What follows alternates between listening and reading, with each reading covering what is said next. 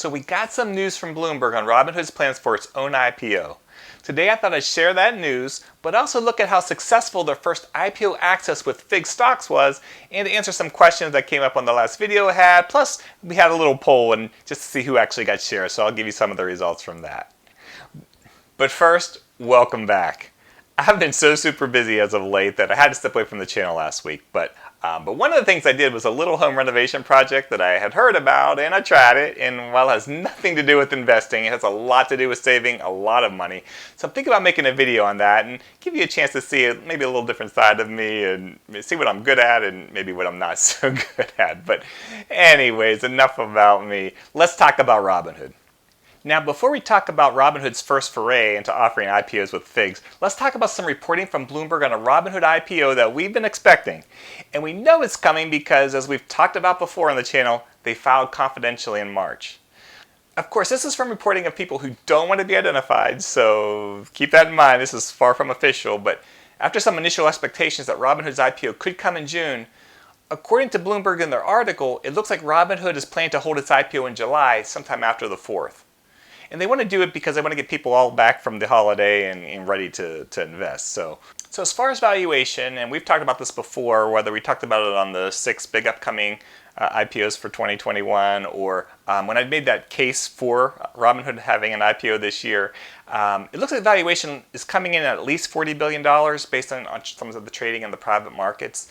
Now, I know a lot of people out there got turned off from Robinhood based on the GameStop fiasco in January, which led to a congressional hearing, which, sort of made people wondering if the IPO was going to happen. But and what would happen actually, though, was that Robinhood just kept getting more business, more users came on. In fact, according to CNBC, they added like 3 million users in January alone that month. And then with the crypto trading, which has been obviously big, it's been a boom and bust thing over the last couple of months, but they've added about 3 million users a month during that first quarter, so they've added over 9 million users, as far as the numbers that we have right now, just for 2021 in trading crypto.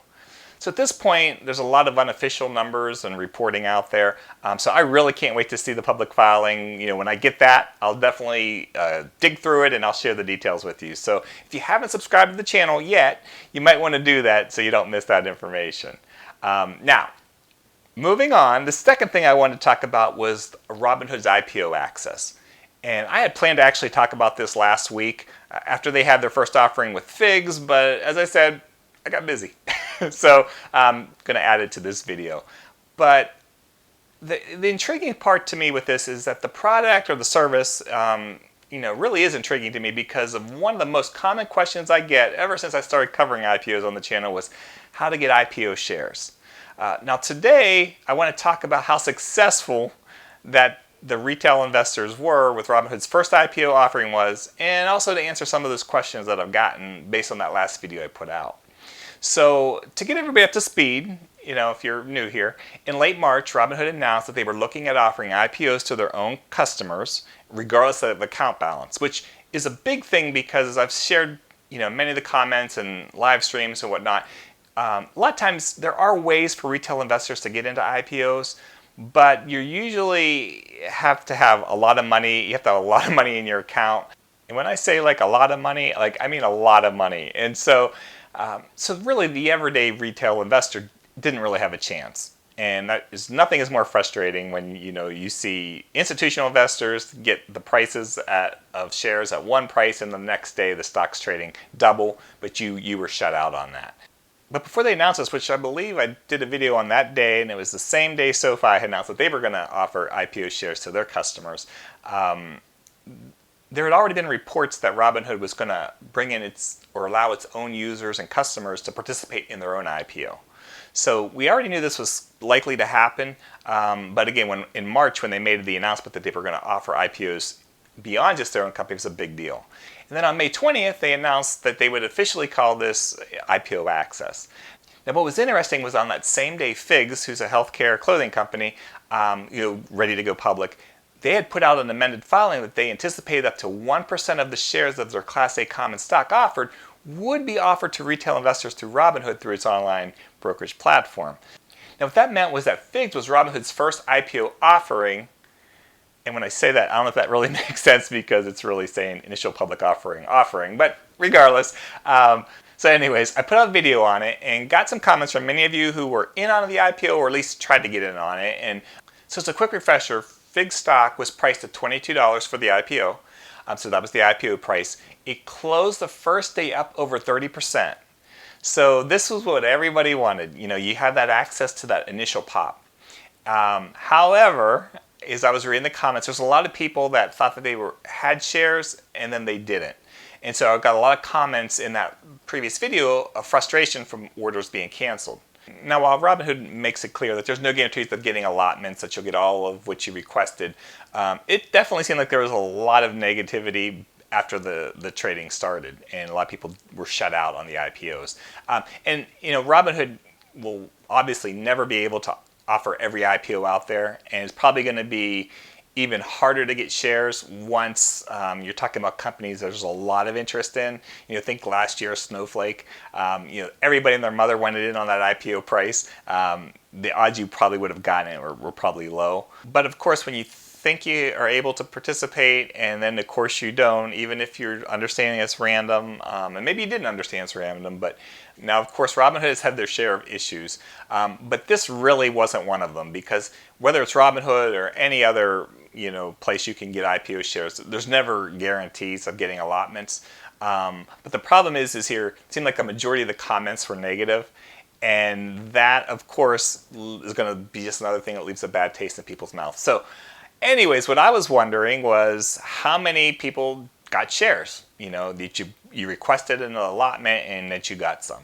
So I put up a poll, and this was a very unofficial poll because the results don't meet any scientific standards of statistical significance. We had I think 35 people responded, and so if you know anything about statistics, this study was very underpowered. But to share the numbers with you guys, we had 20% of those people got shares and 80% of people didn't. So personally, I think that that's probably a stronger number than I would have expected. However, I wasn't sure how many people would actually be interested in getting FIGS stock. And I know that there's some people that probably aren't interested in the company. They just wanted to be in an IPO, which I get. But a different company, maybe if it was that Snowflake of last year or somebody like that, perhaps that the percentage would have been a lot lower, because again, there's only so many shares available, and the more people that want them, you're going to disappoint some people. But again, I think it's still the opportunity is to get in IPOs where before you just didn't have that opportunity. And again, just basically having a random chance to get it, because you don't have to have any certain criteria you have to meet as far as, again, how much money you have in your account. But anyways, there were some questions that came up in the comments, and I thought I would not pull anybody's name out because some of these were multiple questions from different people, but I thought it would be helpful just to answer them, so for anybody interested. So the first question is, why were shares priced at $22? Well, as you guys know, usually we put out a video before the IPO happens, and the IPO itself is actually the day before trading. It's not the day the trading begins. And so usually going into the IPO, there's a range where there's expectations of where the shares will be priced at. And what happens is you have all the people involved. You have the underwriters there, you have institutional banks, and based on interest is how the shares will be priced. So you look at the FIGS stock being priced at $22, it's because the people that look into this, they felt that was a fair value. And typically, the IPO price is probably a little lower than where we'll expect it to trade, not looking at last year where everything went crazy, but typically the prices, they look at all the numbers, they get a valuation, and then the IPO price tends to be a little bit less than that. So how the price got was not because you put it, some people said they might have put $22 in. It wasn't priced at that because you thought that was your request, when you requested it with the range you wanted. It just was what the IPO was priced at. So based on the amount of shares they have to sell, and again, how much interest there is, the institutional investors, the underwriters, the company, they all came together, and basically $22 is what the institutional investors were willing to pay for the shares. So that's how that came about. Another question was, do I have to wait to sell my shares? So Robinhood talks about this on their website, and it talks about their flipping policy. And what it says is that Robinhood won't prevent you from selling shares you get through the IPO Access program. However, if you sell those IPO shares within 30 days of the IPO, it's considered flipping, and you'll be restricted from participating in IPOs for 60 days. Now, one of the concerns from Robinhood is that if there is a lot of flipping, that could lead to them getting less access to IPOs in the future from different companies. And SoFi, who I mentioned earlier, is also looking to offer IPOs to its customers, noted this concern as well. So you just have to keep in mind that companies that are issuing stock and their underwriters, they really don't want that stock being flipped a lot. It just causes a lot of volatility, and so that's why historically they've gone to the institutional investors. So it is what it is. It's not saying you can't do it, but again, based on Robinhood's guidance, is if you do it, you're going to be shut out for the next 60 days. And then the last question I just want to answer, and probably the biggest one, this is from the 80% of the people that didn't get shares, is why didn't I get the IPO shares I requested? Now, there could be a few reasons for this. The big reason probably for FIGS stock was that there just weren't enough shares for the request that they had. And being that this was the first IPO access offering, there probably was a lot more interest in it than you might have expected otherwise for this company. So basically what Robinhood says is that they randomly select and who'll get the opportunity to get the shares. Again, there's just no guarantee. And they do say it's random, which again is generally a good thing. Now, of course, if you have a lot of money, you can request to get the shares, through one of the big companies that do offer them. But again, keep in mind that, as FIGS stated, Robinhood is going to get 1% of those shares. So again, if it's based on customer demand, and the more demand and there's a limited amount of shares, you're going to get shut out. Now, another thing, and this is again according to Robinhood directly, is if the price of the stock were to end up outside of the price range by more than 20%, whether up or down, you then have to actively reconfirm whether or not you're still interested in purchasing the stock of the new price. So if you don't do that and you have a sort of a time frame to do it, they'll cancel your request. So don't think this was an issue with the FIG stock, but it's probably one in the future that could be an issue, and if you have that question. So anyways, a lot of this guidance is directly on Robinhood's webpage, so you can definitely check that out as well. So anyway, just some information on Robinhood and IPOs. And I know a lot of you have interest in that, particularly that watch this channel. When it comes to investing, we talk a lot about IPOs here. And even though the channel was never meant to be just about IPOs, there's so much interest there that we've been talking about it. Although I know that interest is going down, and I think part of it is because of the frustration with IPO performance after the fact.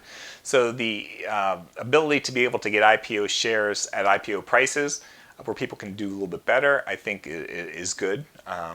Definitely good for retail investors. And of course, I know a lot of you use Robinhood, and I know they've had their controversies, but they really have changed the game for investing for retail investors. So they're important, and so there's a lot of interest in there. So we'll be following them through their IPO. And again, as I get the public filing, I'll share that information with you guys. So at this point, once again, thanks for coming back. Again, sorry I wasn't on here last week. So anyway, if you haven't done it yet, please like the video. It's really important for me to know you enjoy videos like this so I can keep making them. And also it really is important for YouTube because the more people like the video, the more likelihood they'll send it to more people. And of course, the more people that see it can join our community and we can share more information with each other, which is really what the channel is all about. So anyways, I hope you have a good rest of your day, and hope to talk to you guys soon. Thanks for sticking with me. Take care.